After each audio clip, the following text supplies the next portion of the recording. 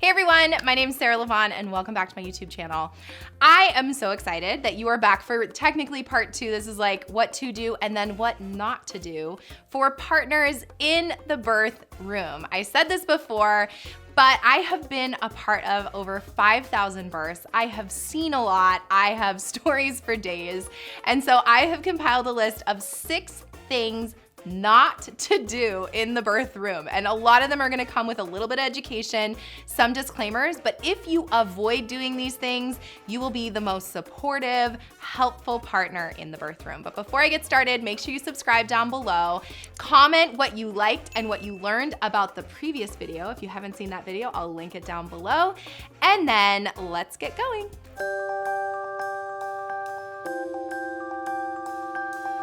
Partners, I have tips for you today. So if you haven't seen part 1 or my video called What to Do in the Birth Room, make sure you check that one out because that one is also there for you. But today I'm gonna give you 6 tips of what not to do. These are the things that you are avoiding doing that are not helpful, and I have seen them happen. I've also seen the result in the birth room of what happens when they do these things from the birthing person. Most of the time it's not pleasant. Most of the time it kind of upsets the mood, and most of the time the laboring person is not the most happy with you. All right, so now I will give some disclaimers, like I said, because in certain circumstances, some of these may be okay. All right. But in general, if you can avoid doing these things and instead do the things that I told you in the what to do video, you're going to be ready to go for this upcoming labor and birth. All right. So the first one is watch your face. So what you're not doing is making funny faces. Now, I don't know about you, but I know in the last couple of years during the pandemic, we've all been on Zoom a lot more. And how many of you have noticed that when you watch your face, you're like, I look pissed off. I look so upset, or I do not look cute, right? And you're kind of like, I always say Zoom calls are a little bit more work than like a regular call because I'm constantly watching my face. Even on camera, there's like a certain level of like, I want to be soft in my eyes and I want to connect versus like, if I'm telling you the information like this, you're going to be like, this girl's not happy to be here, which I am happy to be here. And so make your face reflect good things, right? If you're disgusted by something, if you're overwhelmed, if you're scared, watch your face, right? And that may be just soften your eyes instead of like, oh God, ooh. And I've seen that. And what happens in the birth room is the laboring person is like, what? And they end up getting totally self-conscious. And really for their labor to work, we want them to have let go of any kind of self-consciousness. And the moment they look up and instead of looking into your loving eyes that are connected and you are so strong and you are beautiful and I love you and this is amazing, right? You can see that on my face. They look up and they're like, you're like, oh my God, or ugh. Or you don't even make eye contact altogether, that's gonna impact their confidence. So watch your face. Don't make funny faces. Number 2 is pacing around the room. And I have seen this so many times where when they're stressed, you start walking or fidgeting or moving things, or you're kind of like this anxious energy, all right?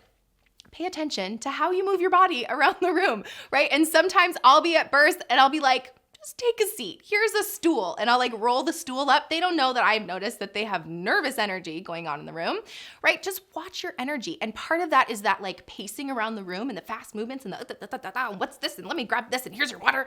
Like that is like, whoa, that's too much. So instead we want to create an environment of calm. Your body language can show calm, right? When I'm moving like this, you feel calmer versus these short chop around the room. Pull up a chair, sit on the side of the bed, rub her leg, be present in that way. And if you're tempted to pace or fidget, take a deep breath, sit on your hands, and then just sit down in general so that you're not pacing around the room nervously. Number 3 is do not work while you're in labor with your birthing person, okay? And this one, I have to say, now, if you've had a conversation with your partner and they are like, I got my epidural, I am taking a nap, and you need to send that final email, then by all means, I am not telling you what you should do in your relationship. But more often than not, all of a sudden, because the partner doesn't know what to do, they feel totally overwhelmed, they haven't taken my coping with labor class or my childbirth class or watched any of my previous videos, They get nervous. So what do they know how to do is they know how to work. So they're on their phone. I just need this final email. I just need to contact this person. When you're in early labor / once she hits 38 weeks, start putting on your vacation notices. Delegate your work elsewhere so that when you're in labor, you have to think about it as if you're in labor. I know that that's not at all what it feels like because you're not going through the sensations, but I want you to start to think, I'm in labor with them. And so if you were in labor, would you be sending an email? No, there's nothing more important than what's happening in that day. You get 24 hours to connect in a meaningful way with your partner. And labor is an opportunity to experience something so beautiful and new together. You don't want to be robbed of that experience that you will literally never get to have again by working. Okay, we work too much. Put your work away. Don't even bring your laptop. Put on your vacation notice. Tell your team that you're out. And when you're out, you're out. There's nothing that can't wait. And let me tell you, related to work, no one cares. Okay, that like if you say I'm in labor, I'm giving birth right now to my child, everyone in the world, unless they're really, really insensitive, is going to be like, oh my gosh, go do that. None of this matters.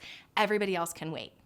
Okay, now this one requires like a very large disclaimer because if she's sleeping, my rule for you is you sleep as well, okay? That like there's no need to like stare at her while she sleeps and be like, good job, you're sleeping well. That's unnecessary. Instead, if she's awake, if she's laboring and you're tired, suck it up, okay? And be present with her. If she's awake, you're awake, all right? Now, if she's dozing off or if she's able to like lean on you and snuggle you and you doze off, please don't stress about it, all right? Also, if she, and I said this in part 1, but this is really important too, and this is where this one to me is not like a hard stop. But if she's like, babe, you look so tired. I can't even focus on my laboring because I'm so stressed about how tired you look. Please go take a nap. And this happens a good amount when I'm present with birth. I don't sleep the whole time unless clearly if like everyone's sleeping, I might nod off, but I'm silencing alarms and I'm making sure they're comfortable and I'm helping them change positions and I'm changing their pad, all of that. So I don't really sleep during the whole thing. But if everyone's sleeping, you're going to sleep. All right. And that is important as you anticipate the fact that you're about to have a baby and you are going to have a whole different sleeping schedule going forward once you've had this kid. So you want to be as rested as possible. But if she's awake, she's laboring, please don't go take a nap in the corner. I can't tell you how many also labors I've been at where we're laboring at night and they've not had the conversation where she's like kind of given him permission to sleep and she's rolling her eyes and upset and I can't believe he's sleeping. Like, look at him over here. Here I am doing all the work all night. And it can become a feud in your relationship. Okay. So have those conversations before, kind of talk about what your boundaries are and what she feels like. If she's like, don't sleep, then you're preparing yourself, grab yourself a Celsius and some water or some coffee to keep yourself awake during her labor. Number 5 is don't eat smelly food. Okay, and this may seem like common sense, but it's not because I have seen a whole lot of smelly food come into the labor room. In part 1, I talked about meeting your needs and sort of anticipating how to control your stress and then also to make sure that you can make it through. And part of that is eating. She may not be eating, so we need to be super sensitive that depending on the circumstance and the hospital policy and all of that, again, that's like a whole nother video on eating and drinking in labor. If you want it, let me know.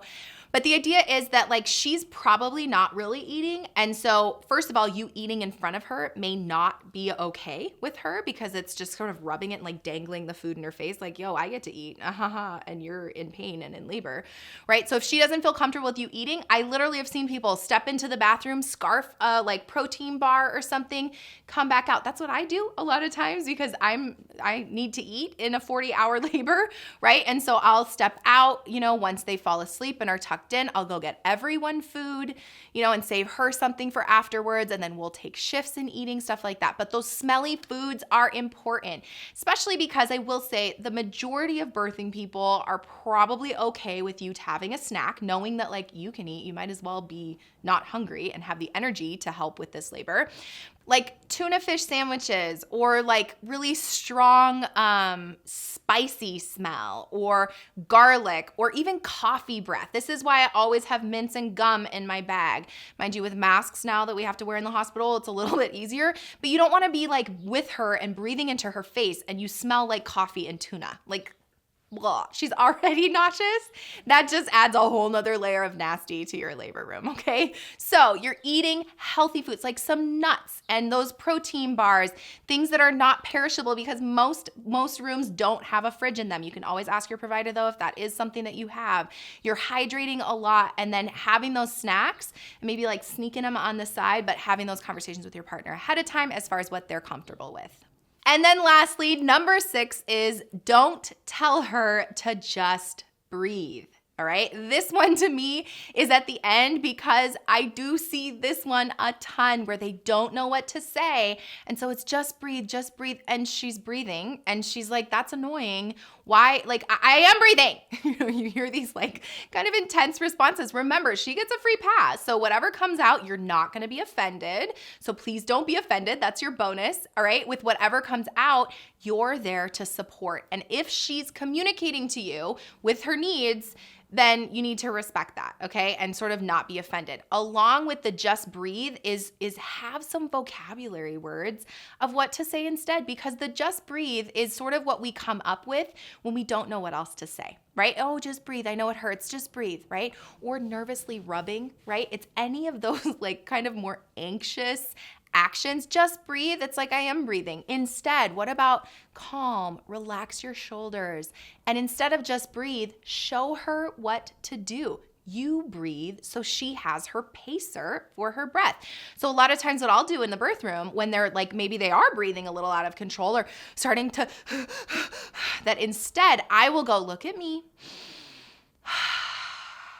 And they be, and they're not matching the pace, but I'm the pacer where I'm saying right here with me, right? And then they connect, and that connection of that presence automatically actually helps downregulate their nervous system, helps them to calm. You set the tone instead of telling them to breathe. When in doubt, do what she's doing or what she should be doing, which I've said in a previous video from a while ago, all right? That nervously rubbing, any kind of nervous energy, this is where taking my Coping with Labor class, literally I give you a script. Say these words, have them printed out on the table. You don't really know what to say, and all of a sudden it's like I love you, baby, you're doing so well. Right there, just like that. Deep breath in, release, soften, relax. Peace is in this room. You are safe here. I love you. I'm here, right here with you. You're doing it. I'm so proud of you. All of those things, way helpful, rather than just breathe, just breathe. And it's a lot of just breathe with the nervous rubbing that doesn't end up being as helpful as having done the work ahead of time to have some tools to know how to be helpful and being able to be that calming presence for her during your, meaning you together, your labor and birth. Thank you everyone for being with me here today. I hope you found that really helpful. Let me know if you have any other things, and particularly this is for the pregnant/birthing person, that you can let us know. What are the other things that maybe your partner did that wasn't helpful, or what you could anticipate not being helpful, and we can continue to learn from one another in the comment box down below. Make sure you subscribe down below. Make sure you follow me on Instagram. There's more going on over there. And then if you need me, you want to take a childbirth class, you need a consultation, you want help in your labor and birth, you can head onto the description box and check out bundlebirth.com. That is my company. We are here for you. You can do this. When in doubt for you, just breathe, slow everything down, be the pacer in the room, and set the tone of peace for your birth experience, and that ultimately will help create a loving, connected, confident birth experience for you and your partner. Thanks for being here, and then until next time, don't forget to flex and flow, and I will see you soon. Bye.